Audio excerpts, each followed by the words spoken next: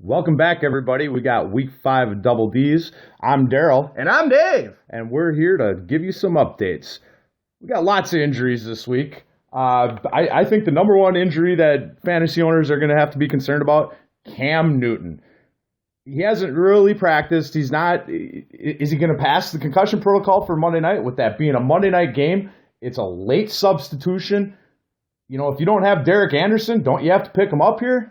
Yeah, I'm speaking about Cam. I was really worried about him after week 1 against the Denver Broncos on Thursday night. He took 4 hits to the helmet, at least that I counted. I just knew it was going to be a long season for this guy. He's the LeBron James of the NFL. He doesn't get calls when he needs to get them, and now he's getting penalty and taunting calls when he doesn't need to get those. I mean, we need to find a happy medium with this guy. You either treat him like the superstar that he is, or you treat him second rate. Now, Derek Anderson, Greg Olsen gains huge value with this man. I mean, he came in, he threw some touchdown passes. I don't see there being a huge downgrade there. If I'm the Carolina Panthers, you have any concerns or worries with Cam Newton's health, you keep him out, you roll Derek Anderson. It's a long season, and this guy can go out there and get the job done. Yeah, Derek Anderson isn't a horrible pickup for a last-minute substitution. Carolina's playing Tampa, and they got their own injury issues this week. Doug Martin, he's still out with that hamstring. Charles Sims, he's got the knee issue. He's probably not playing. It's looking like Jaquiz Rodgers going to end up starting this game. They're talking bringing Doug Martin back week 7 after the bye. Does Jaquiz Rodgers produce here? Is he worth picking up? If you're really hurting at running back and Charles Sims was your 1 or 2 and you really need someone to plug and play there, you can trust him. He was, I believe he had this offensive coordinator with Detroit. I could be wrong. Don't quote me there, but I do believe that is a fun fact, and that's why they went out and got him. This game's going to be sloppy. It'll have some scoring. I mean, it's nothing to be too worried about. If you have to start Jaquiz Rodgers, you're probably not in a good spot anyways. I agree with you there. There's lots of running back issues this week. We got Devonta Freeman. I think he gains huge value with Tevin Coleman out. Yeah, that sickle cell is huge. When we found out that he was going to Denver, the altitude apparently messes with that sickle cell disease quite a bit. They're talking 5 to 7 carries max. I don't have Tevin Coleman in my top 30 in PPR or standard this week. I believe Devonta Freeman will carry the ball somewhere to 20 to 25 times and produce. Denver gives up on the ground. They don't give up a lot through the air, so don't be afraid to plug in Devonta Freeman, whether it's a standard, PPR, or DFS. I agree. He's going to see the ball a lot. Denver's going to take away that pass game. Dwayne Washington for the Lions, he's not expected to play. Theo Riddick, he's the man to own in Detroit. As long as they don't line him up in the eye and run him up the middle. I've been very big on Theo Riddick. More in PPR. He has scored double-digit fantasy points each and every week. I like him a lot. Moving on from that, though, I mean, we already talked about it last week. Sammy Watkins, out for the season, on IR. A person that I like there to replace him is Robert Woods. His workload is huge. Don't be worried if you're a Sammy Watkins owner. 9 times out of 10, you can go into free agency and find yourself a Robert Woods if you're really hurting there at wide receiver. It's just ridiculous this week with all the injuries. Back to running backs, Latavius Murray, someone that a lot of people are high on. I know in my auction draft I paid $34 for this guy. I didn't get Washington, the rookie backup there. I ended up getting him out of free agency this week. Someone dropped him luckily, and I was able to plug him in as I am forced to start Jeremy Hill and Giovanni Bernard in a standard league due to buys this week. Yeah, Murray was high on a lot of people's pre-draft lists here, but so far, DeAndre Washington, he's kind of looked like the better running back there in Oakland. Latavius has kind of struggled. He's a great pickup if you're struggling at running back. We got Eifert still out, Decker's still out. No shocker there on Decker. Ebron's out this week. How does that affect the tight end situation? Matthew Stafford likes to have that big target right there. I wouldn't be too worried. He's really working with his speed there from running back to wide receiver. I think the thing you need to worry about with Detroit is, can they stop the Eagles' defense from scoring? They've been marching up and down the field. Carson Wentz has been very, very good in his rookie campaign. I have nothing negative to say about that game, but here's something, Daryl. Have you eaten today? Wow. I think you got some food for thought here. I do have some food for thought. Tight end of the Packers, Jared Cook, He's out 4 to 6 weeks right now, but he was at Buffalo Wild Wings, and he was actually served a fried chicken head. And when he went up to complain about it, the server told him that it was fresh chicken. Well, if you get a fried chicken head in your chicken wings, that just means it must have been made there, right, Dave? Yeah, I believe it was a lemon peppered flavored. I personally would have went with the garlic parmesan, and you probably would have avoided the fried chicken head. I agree with you there. The garlic parmesan is the way to go. The Vikings, we got Diggs out. That really inflates Kyle Rudolph's value. Who else are they going to throw to there in Minnesota? The two backup tight ends as well are out for the Vikings. Kyle Rudolph was banged up himself, but he has to play. They need Kyle Rudolph. He's a huge part of their offense. I love what Sam Bradford's doing out there. They're playing what I like to call the Tom Brady game right now. They'll take some shots down the field, but they're playing a lot of short and over the middle, running the ball. Jarrett McKinnon is climbing up the rankings here. I love Jarrett McKinnon. It's something that we don't have to talk too much about there on the injury report. I don't know. You want to talk about the kicker? You want to talk about Dan Bailey and his bad back? Yeah, Dan Bailey. A lot of people kind of overlook that kicker position in fantasy football, but if you have Dan Bailey and he doesn't play, I'd hate to be the person that loses by 5 points because your kicker's not in. Do you think they just need to get rid of Romo? Is he rubbing off on people? Because this injury bug is everywhere in Dallas. And we have Dez Bryant, who isn't looking to play this week. We have Dan Bailey, who's out. I mean, God forbid if Dak Prescott went down, Jerry Jones would just lose his gourd because there's no one out in free agency. Because as most of you know, and if you don't, Tim Tebow is playing baseball now. Well, speaking of injuries, we got some key free agents that might be sitting on the waiver wire for you. We touched on DeAndre Washington a little bit there.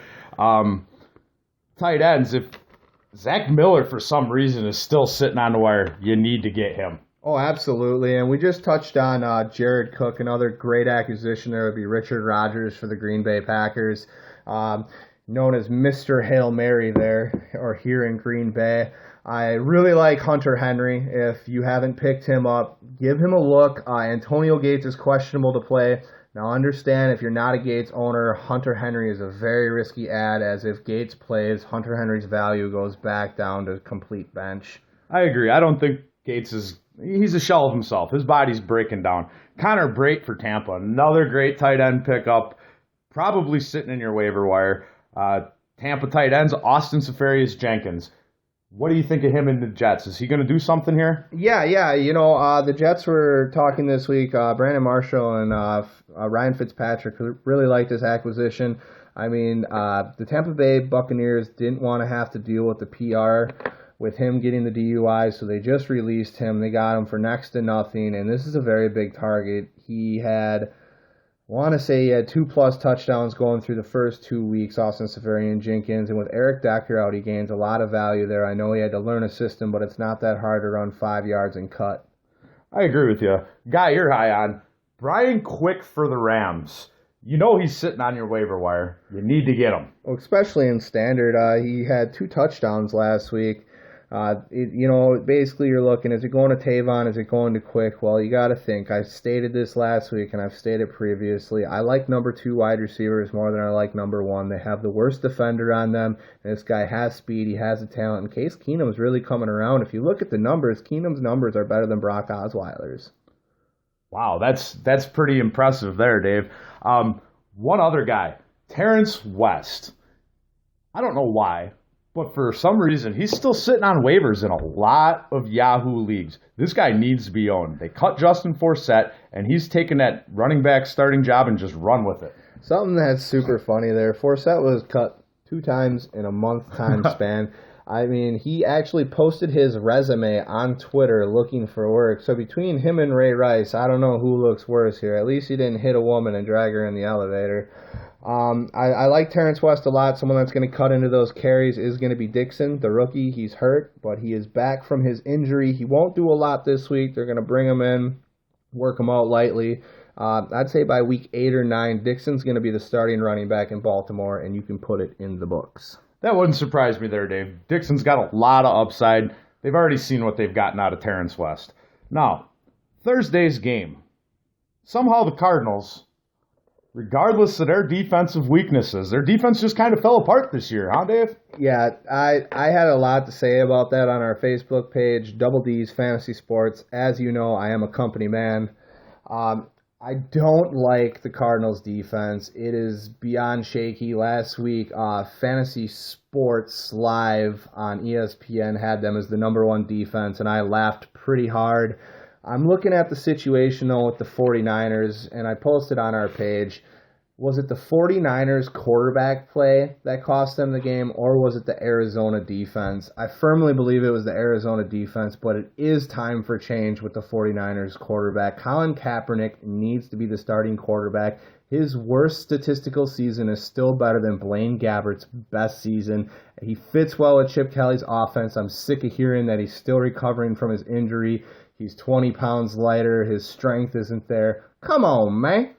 I agree. He's got more upside. Gabbert, he's already shown what he's got, and it's not a whole hell of a lot. Fitzgerald's the only one that matters out of the receivers in Arizona. You know, do you even want, with Gabbert starting, do you even want one of San Francisco's receivers? No, you know, each and every week they keep bringing up Torrey Smith, and then Curley, someone who they assigned the day before Week 1's game, keeps finding the end zone for them. The only person that I want on the 49ers is Carlos Hyde. He's a workhorse. I had him 7 this week. He went out, got, I believe, 72 yards and a touchdown. Had a very good and productive week. Touching on Larry Fitzgerald, he had another 2-touchdown game. Very, very productive. This is the man that you want to own in PPR and Standard. Now, don't get down. John Brown, Malcolm Floyd, these are players who are big play players. You can use them in DFS and Standard. Don't highly recommend them. They don't come into my top 30 often and or ever. But yeah, let's move on from Thursday. It was quite the showing there from the Arizona Cardinals, huh? I would say. We got this week we've got Texans at Minnesota.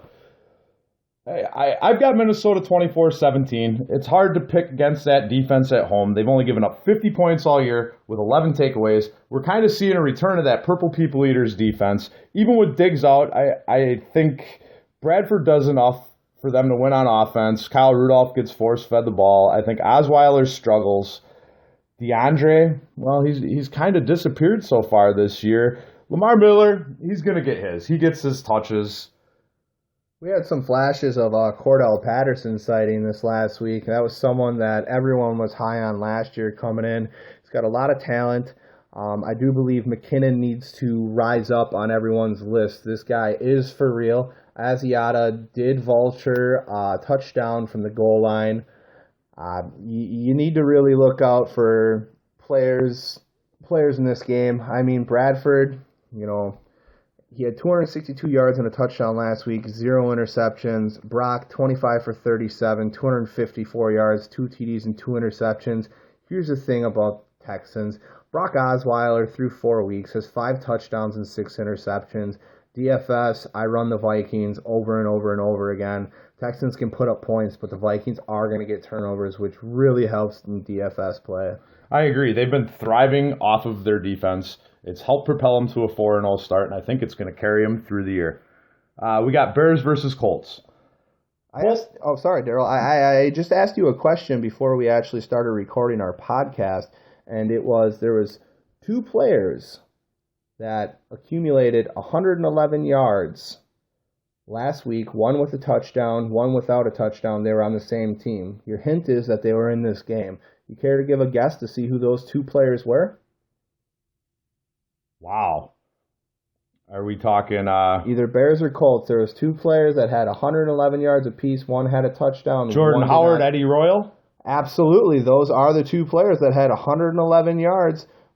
Eddie Royal had 7 receptions for 111 with a TD. Jordan Howard had 23 rushes for 111 yards, 0 TDs. Now, if you want to count the 21 yards that Jordan Howard accumulated on his 3 receptions, then you can, but I don't. He's a running back, and those really don't matter unless you're playing PPR. Good guess there, Daryl.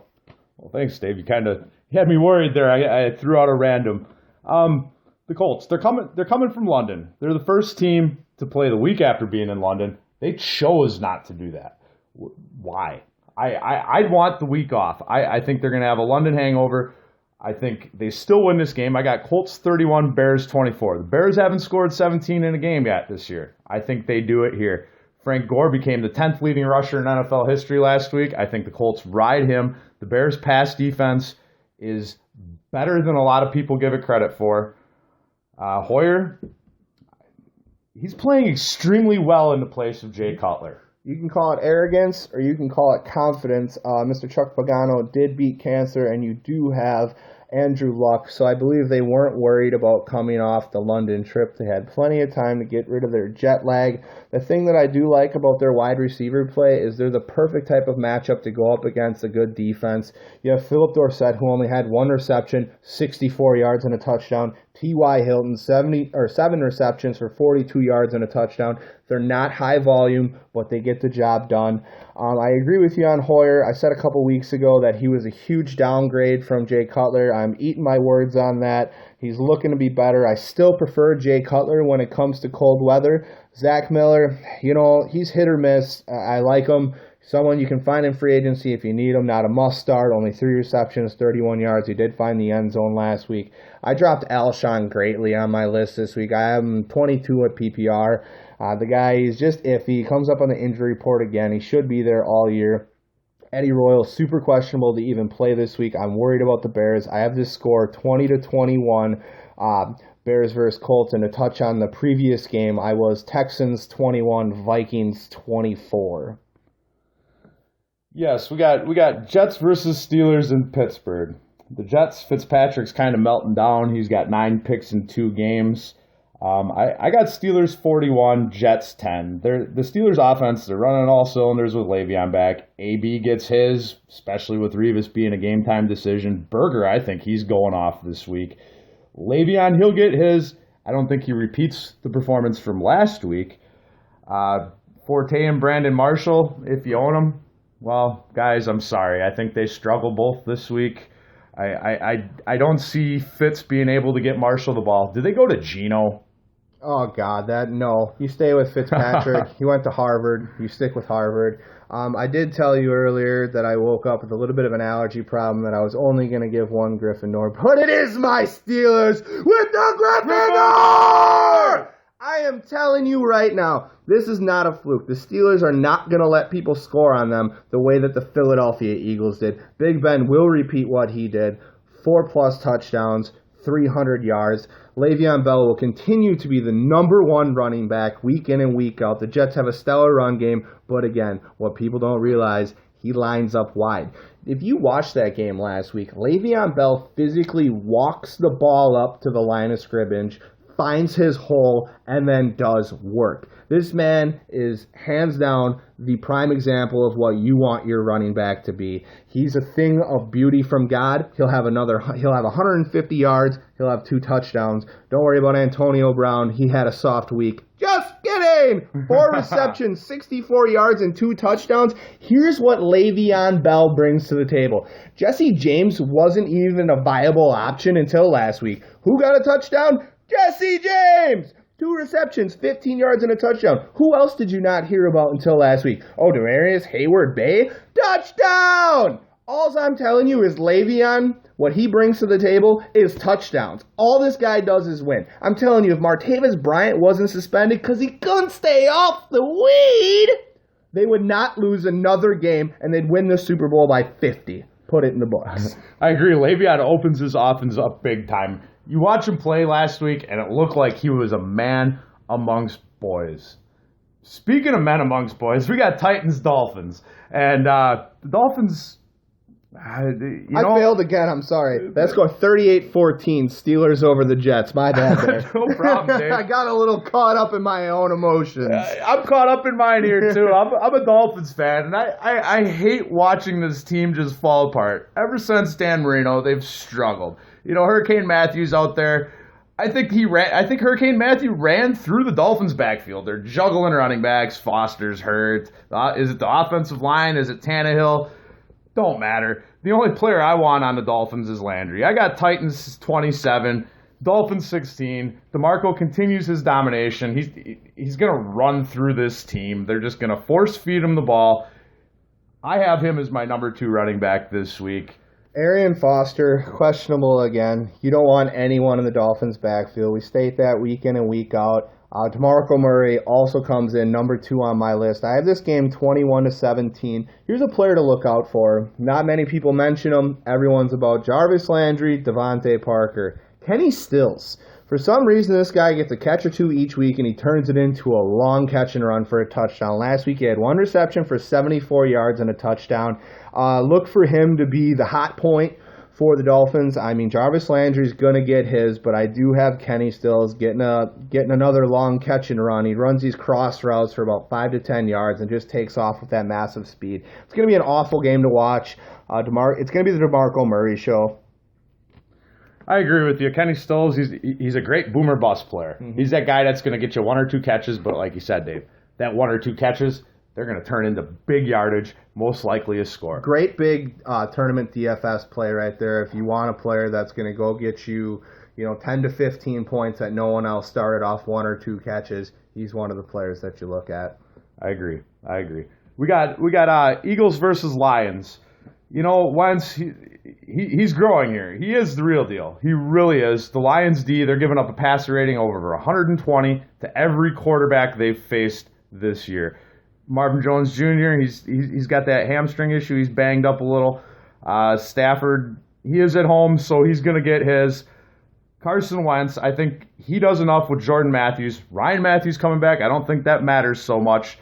They're going to I see 34-28. I think the Eagles are pretty much going to control the game. The Lions will score some points in the second half. They'll come up with a flurry, and they'll fall short. Yeah, we discussed that earlier, Daryl. I'm very big on Darren Sproles in Smallwood. I've put Ryan Matthews as my third-string running back. He's going to be the starter. He's not going to be the leading toucher, and he will not get in the end zone. I firmly believe that Sproles and Smallwood both score before him. In this game, I have it very low scoring. I have the Lions winning 17-14 on a Matt Prater last-second 50-yard field goal. Eagles defense, again, I had top 4 2 weeks ago. Throughout the rest of this year, very good defense. They have yet to give up a passing touchdown this season. That changes this week. Last week, Stafford went 23 for 36 for 213 yards, no touchdowns, and 2 interceptions. I do believe that he will throw 2 interceptions again, but he does get himself at least 1 touchdown. We understand that Theo Riddick is going to be the workhorse, but here's something that you catch me yelling at the TV each week. Why are you running up the hashes? Why are you running up the numbers with Theo Riddick? This is the prime example of a defense that you cannot run up the gut on with a tiny running back. You need to pass him the ball, let him run, and do work. I agree with you. This is a perfect example. Lions should almost watch this game afterwards and watch how the Eagles use Darren Sproles, because that's how they need to use Theo Riddick. We were talking about it earlier. Why are you lining him up, watching a Packer game, for example? Line him up in the eye and pound him into the middle of the line. Why? We talked about it last week. Who was the one player, the one player that we compared him to? Brian Westbrook from the Philadelphia Eagles. That man was the perfect example of a small running back that just always found the ball out of the flats and just got into the end zone with his speed. Exactly. If you're running it, you run it with him out of the shotgun, you pass it to him short in the flat, and you count that as his rushing attempt. Patriots, Browns. Tom Brady is back. I think Gronk's value is going to go way up, and this is going to be what fantasy owners have been waiting for. LeGarrette Blount, with his hip problems, and with Brady back, his value drops here. They're not going to force feed him the ball. I think Brady's ticked off. I think he goes off against this Browns defense. We're not going to see the Patriots we saw last week. I mean, they had 3 first-half pass attempts last week with Jacoby Brissett in against the Bills. Brady will beat that on the first drive. Let's face it. 31 Patriots, Browns 16. Brady goes for close to 300, couple touchdowns. You're going to see Crowell. He's the only one I want on the Browns, him and Pryor. If you got Pryor, you got to flex him. Well, I say it week in and week out. I don't drink Kessler, and I don't play Kessler. But gosh, his numbers last week, 28 for 40, 70% completion rating, 223 yards with a touchdown and an int. He's starting to sell me a little bit. This isn't the right game for him to come back. Since 2011, the Browns have statistically played the Patriots very close and very hard.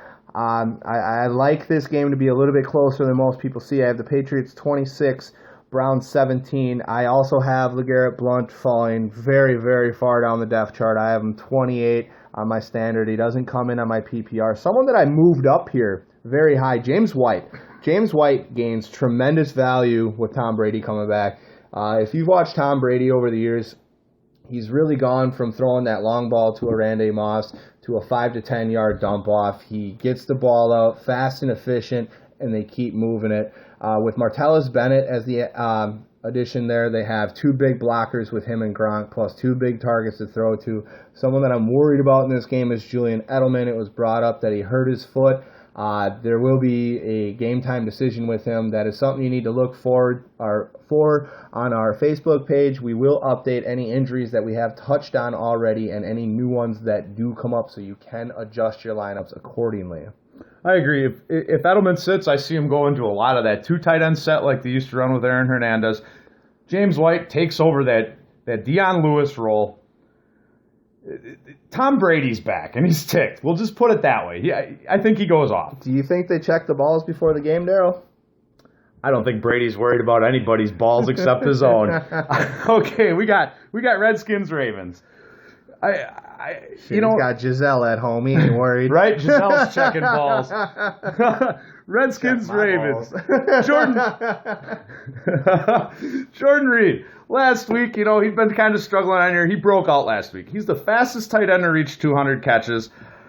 I don't see him having quite as easy a time against this Ravens defense. They're only giving up 255, 256 yards a game. I have Ravens 20, Redskins 17. I don't see Matt Jones, getting that 100 yards and a touchdown like he had last week against this defense. Steve Smith, he's back. I wouldn't have thought so after an Achilles injury like that at his age, but he's back. Terrence West, they need to keep feeding him the ball. He went off last week. I think he has a good game this week against a very poor Redskins rushing defense. And then there's my man, Justin Tucker, Ravens MVP. I don't know why defenses don't scout Joe Flacco more. This is back-to-back weeks where Joe Flacco's on the one, and he runs a play-action bootleg, and he ends up running the ball into the end zone. He's 32 for 51, 298 yards, 1 TD, 0 interception, 1 rush, 1 yard, 1 TD. I do like Terrence West. He had 21 rushes, 113 yards, and 1 TD. Look for that number to be somewhere in the ballpark of 15 to 18 carries this week. As I stated, Dixon will cut into those carries slightly. I love Steve Smith Sr. in both formats, especially PPR. Mike Wallace is a guy that you can still look at the flex in a standard league. Each week he's getting 3 to 4 catches minimum, 44 yards for 4 catches last week, no touchdowns. That's all he was short. Matt Jones, you touched on him. He's getting 70% of the touches in Washington. 22 rushes, 117 yards, 1 touchdown, 2 reception, 21 yards. Chris Thompson had 3 rushes for 24 yards, no touchdowns, 2 receptions, 16 yards, and a touchdown there. Kirk Cousins had an amazing game last week, and it didn't even look like it, because at one point you were upset that you didn't get your lineup change in and you started Tannehill over Cousins, and Cousins ended up going 21 for 27, 77.8% percentage completion rating, 183 yards, 3 touchdowns, and an interception. My number one standard play for 4 to 6 catches with a touchdown is his wide receiver in Deshaun Jackson. Yeah, Dave, I was rather worried last week. I made my switches, forgot about Tannehill because I had started him the week prior in our money league against the Browns, and all of a sudden I'm like, hey, Dave, I'm going to lose this week because I forgot to put in Kirk Cousins. It was supposed to be a close matchup, but you know what? I had this guy named Julio Jones. Happened to go off for 300 yards last week. We got Falcons-Broncos. Best offense versus the best defense in the league. Defense wins championships. I don't see Julio getting 300 yards again. I don't see Matt Ryan throwing for 500. Julio, I think they're going to take away Julio as much as you can take away Julio. Tevin Coleman is going to be very limited if he gets carries at all. Devonta Freeman's going to be workhorse there because they're not going to have an option. Denver's got best pass defense in the league. Trevor Siemian looks like he's going to play. CJ's going to do what he wants against this defense. The Falcons' defense doesn't scare anybody. Demaryius Thomas, Emmanuel Sanders, have them both in my top 15 PPR. How can you not against this defense? This is a game I'll break down a little bit. For any of you that are running a deep league with one QB and Simeon is your man, and/or a 2 QB league, don't be afraid, but if you have a spot, go grab Paxton Lynch. Anything can happen. You're not getting any more, any less from either of these QBs, so don't be worried there. If you're DT or Sanders owners, you're starting them both. Amazing plays. Last week, Demaryius Thomas, 6 receptions for 94 yards and a touchdown. Emmanuel Sanders, 8 receptions for 88 yards and a touchdown. CJ Anderson, 19 rushes for 49 yards and a touchdown, 1 reception for 3 yards, no touchdowns. You touched on Devontae Freeman. Daryl, I do believe he's going to get somewhere from 20 to 25 carries. I mean, don't be shocked if you see them get 30 carries. Something I would like to see the Falcons do in this game is something that the Browns do. Even when the Browns are down in a game, down big in a game, 2 scores, they're not afraid to run the ball. That's why Isaiah Crowell, you got to keep starting that guy too. It's a prime example of sticking to your game plan and running it. I mean, you state week in and week out, never bench your studs. I have Julio ranked number 2. Guess what? This guy might not fall into the top 15, but we've seen what he did last week. His upside is tremendous. I don't like to go on the theory of a volume player gets better rankings, but when your name is Julio Hootin' Tootin' Jones, you get that type of respect from me. Matt Ryan last week, 28 for 37, 503 yards, 4 touchdowns, and 1 INT. The Broncos here, undefeated. They don't have...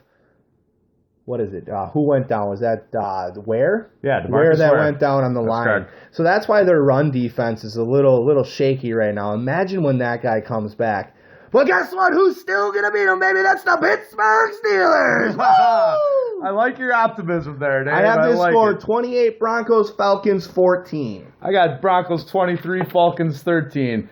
And we got Bengals, Cowboys. You know, I did say I love me some Dak. I really do. I think he's got a lot of potential there. He's behind the best offensive line in the league. He's got Zeke, who's starting to look like a stud running back. He's getting better every week. He leads the league in rushing attempts and rushing yards. I have Bengals 20, Cowboys 17.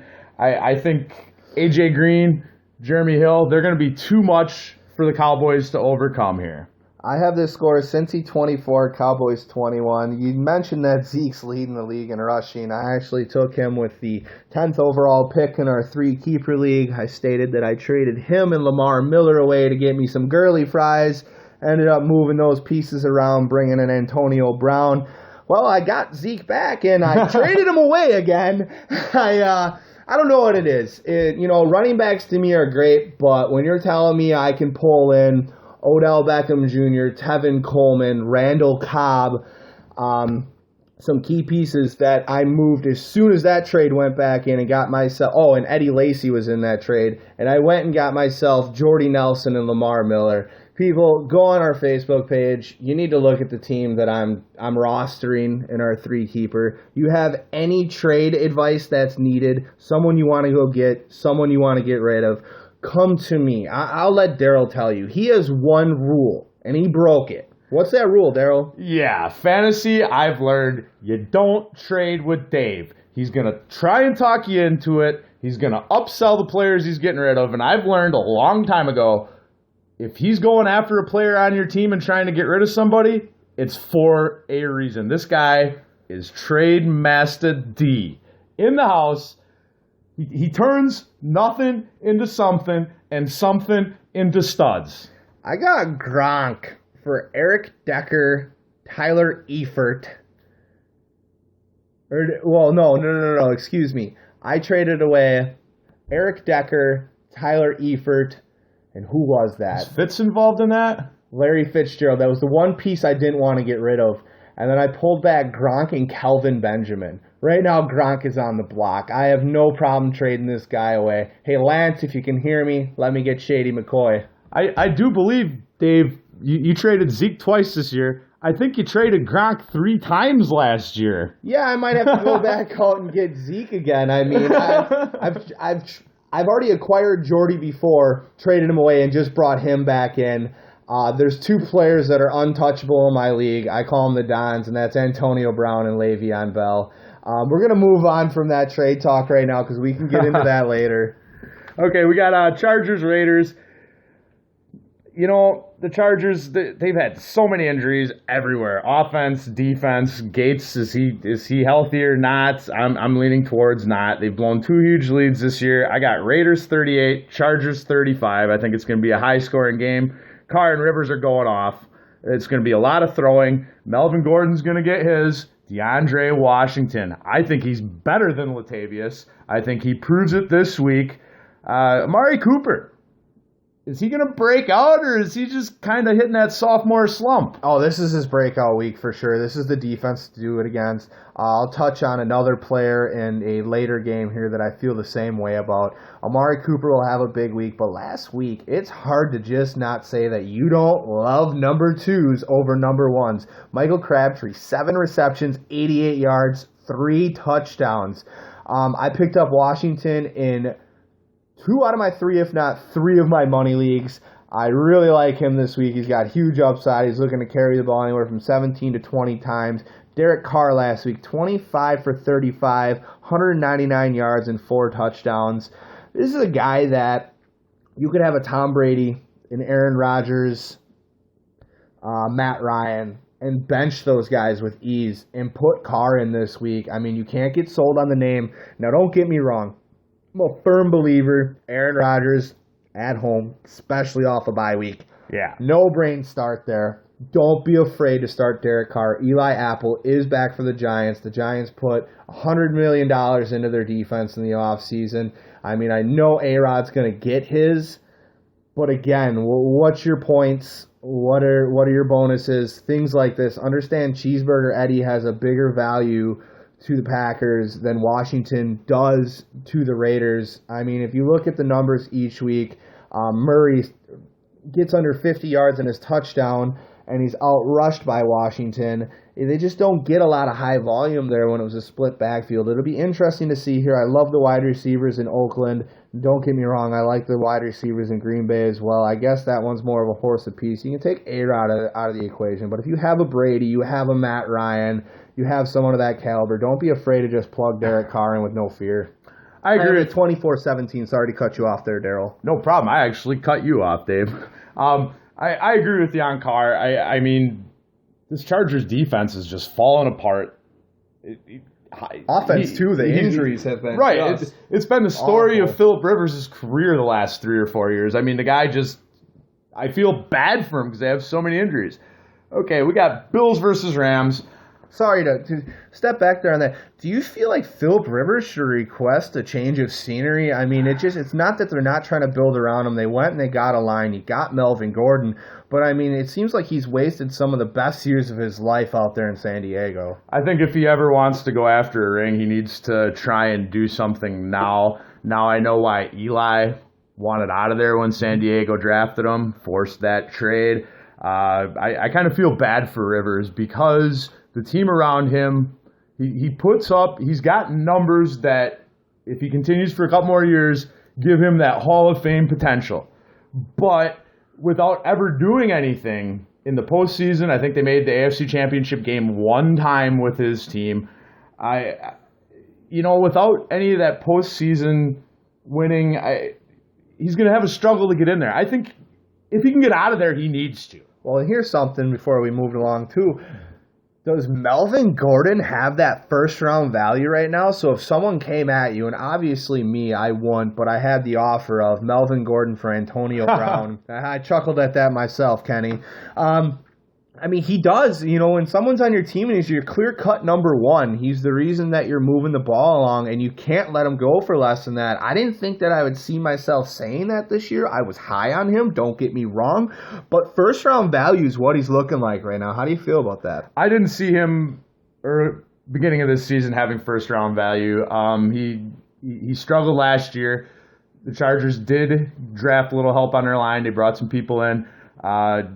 Woodhead going down helps immensely because now they're not splitting backfield time. They're not splitting, passing down back versus running down back.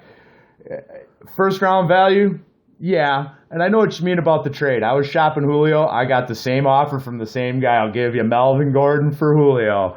No, thank you. If I asked you, who would the two receivers come to your mind right now that are playing for the Chargers that you would put out there to be like, hey, these are the guys that I would think are going to do something? What two are those? I mean, they're kind of obvious. I'd have to go Tyrell Williams, and you know what? Sorry, Travis Benjamin owners. I'm going Dontrell Inman. And I was going to say, that is what's so scary. Last week, Dontrell Inman, 7 receptions, 120 yards, and 1 TD. I just hear all these paid analysts talk about Travis Benjamin. And when I was trying to make my trade last week for Eddie Lacy, and I was throwing out offers that included Allen Robinson, I kept getting told that I have 4 number 1 wide receivers. My advocacy was, you have Doug Baldwin, you have Travis Benjamin. These are your number ones. I'm trying to throw you Kelvin Benjamin or Allen Robinson and getting turned down left or right. What happened the day after Sunday? My trade went through. I mean, it just blows my mind. I'm a firm believer. There's a couple players in this league where, yes, you want the number ones. But to me, 9 times out of 10, you're going to go through each and every team. I want the number 2. Well, that's the thing. Travis Benjamin, in my opinion, he's not even a number 1. Travis Benjamin, you're talking about Kenny Stills. He's a lot like Kenny Stills. He's that boomer bust receiver. He's going to break a couple big plays here and there. He's really super fast. I'll give him that. He's not who you want as your number 1. Before you get into this next game, I just want to apologize. I know you listen to our podcast, Rex Ryan. I know you hear us laugh at you. I apologize. LaShawn McCoy, I've dogged you all year. My apologies are sent to you. Yeah, we do dog Rex, and, I'm picking against Rex again. The Rams are at home, and you know what? They just win. It's ugly, but they win. Case Keenum, he's 6-2 in his last 8 starts. One of those 2 losses, you know what? It was due to a blocked field goal. Is he better than Goff? He's proven that he is. I have Rams 22, Bills 17. Shady's hand injury, he's still going to play. Gurley's going to get his. Look for Tavon to be a key player again. You know, he returns punts, set up a big score for him last week, and it was key in them winning. Who do you have in this game?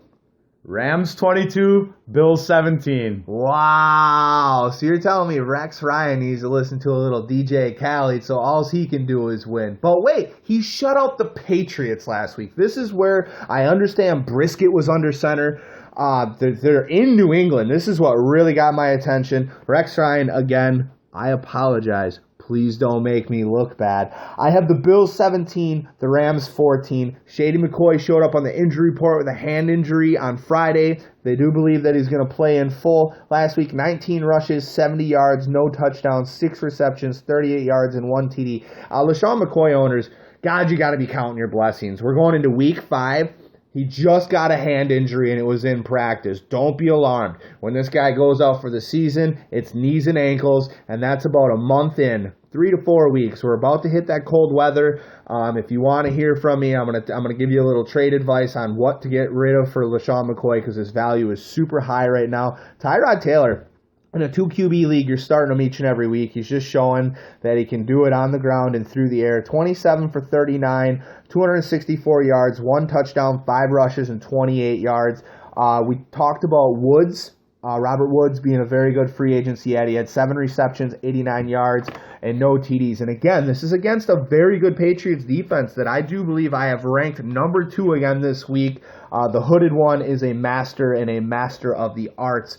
Gurley Fries last week, 19 rushes, 33 yards, no touchdowns, 5 receptions, 49 yards. I don't see a bigger upside than that. The one thing that I'm not liking here is they're not even putting the ball on the ground in his hands 20 times. Now, overall, 24. Overall, I want to see Gurley touch the ball 27 to 30 times. He's the best player on the team.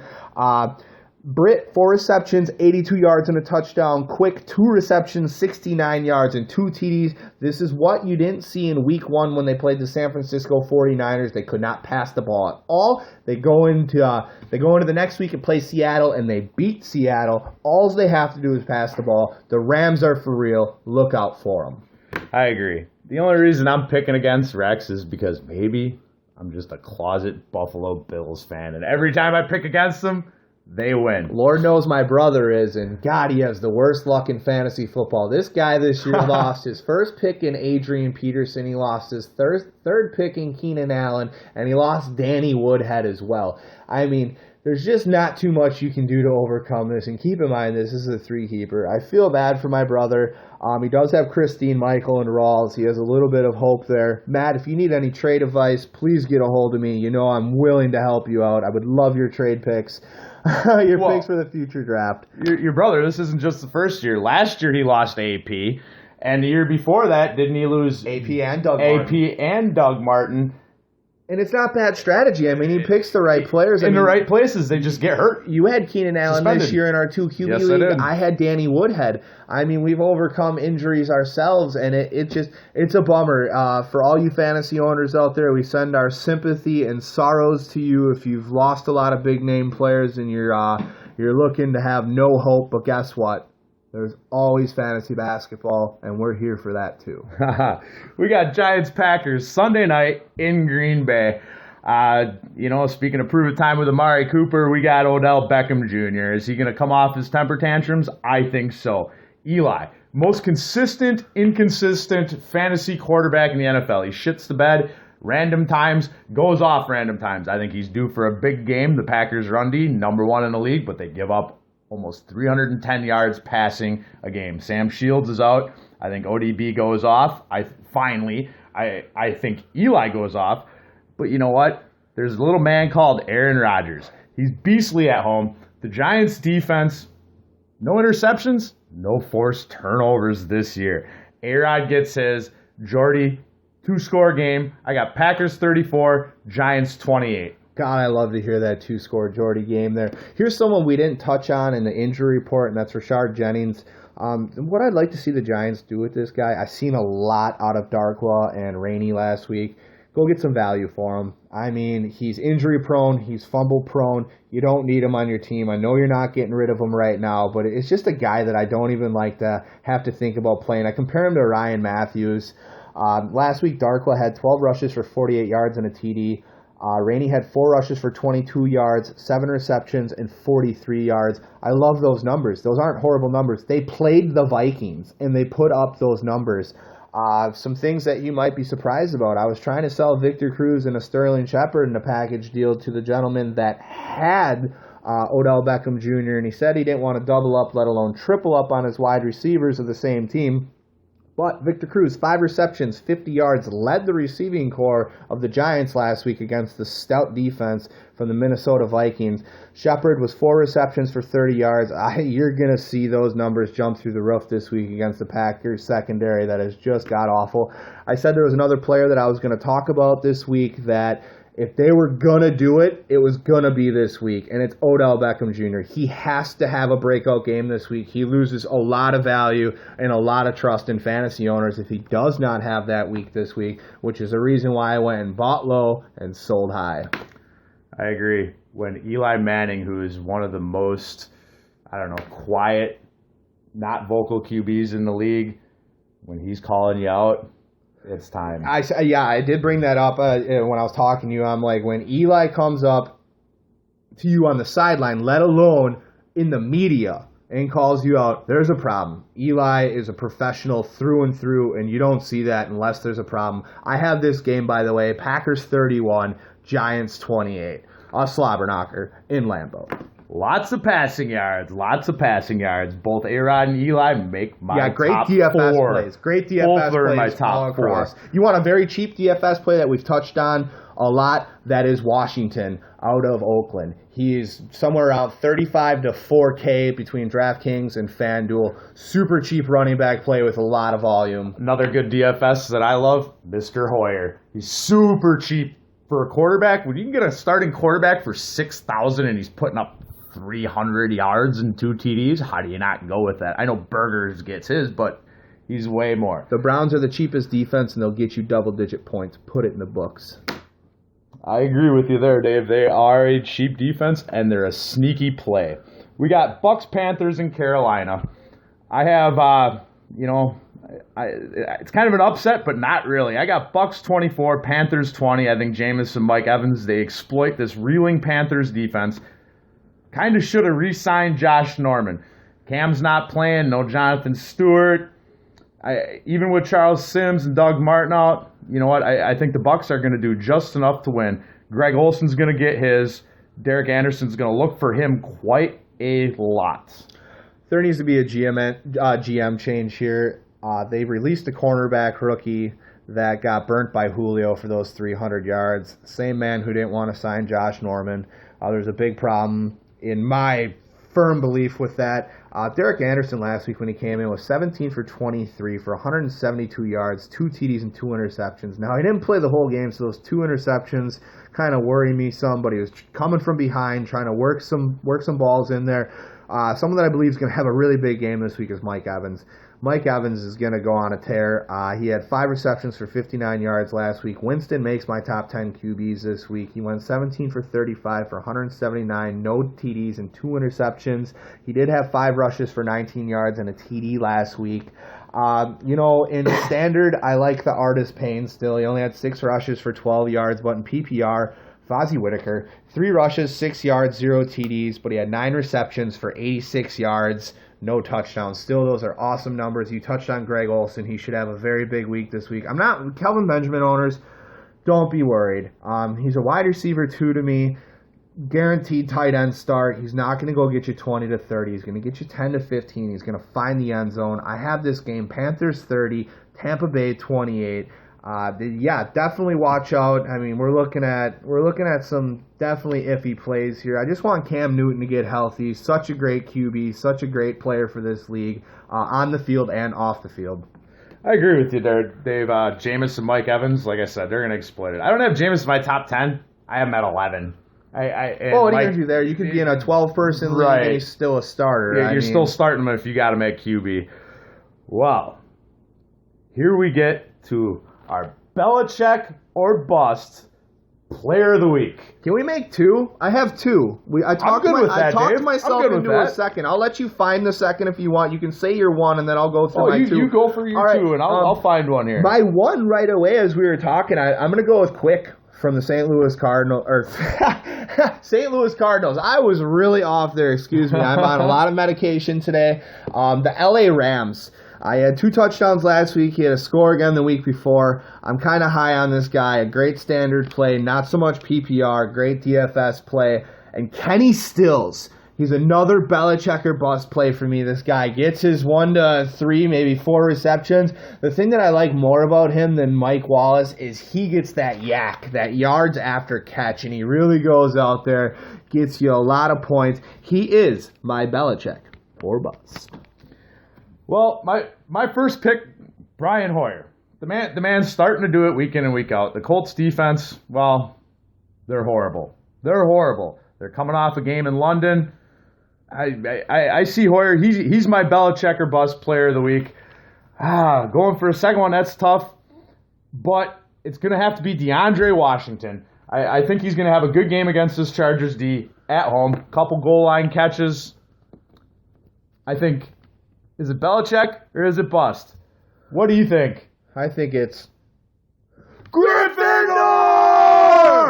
Hey, we had a great week this week. I really appreciate you guys that stay active on our Facebook page. If you could, please share it. We're on there. We'd like to talk all the time. If you have any questions about trades, ad drops, free agency, Daryl and I are here at all times. If you don't want to make it public, you can email us. There is an option there. We would love to blow this thing up. Hey, we know we're not guaranteed to get everything right. There's paid analysts out there who didn't have Brock Osweiler in their top 10 QBs last week, and they had the Arizona Cardinals as their number 1. We have people out there who want to hound us because we didn't have DeMarco Murray at number 1 or DeMarco Murray at number 2. If he's in your RB1 range, we weren't wrong. We feel that we know what we're talking about. We feel that we don't know more than anyone and everyone in the world, but we do have a vast knowledge of this game. If you need any help or you're just undecided and want a second opinion, know that we are here for you.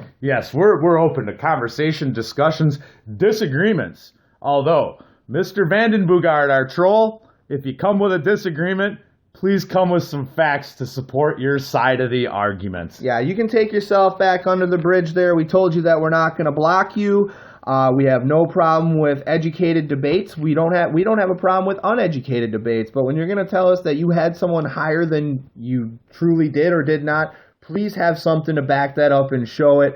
Post your rankings as we do. We will have ours up by tomorrow before the games. I'm looking to get mine up tonight. I do apologize for that. It's been a little bit of a rough week here. And again, thank you for tuning in to Double D's Fantasy Sports. Yes, and may the fantasy gods be with you.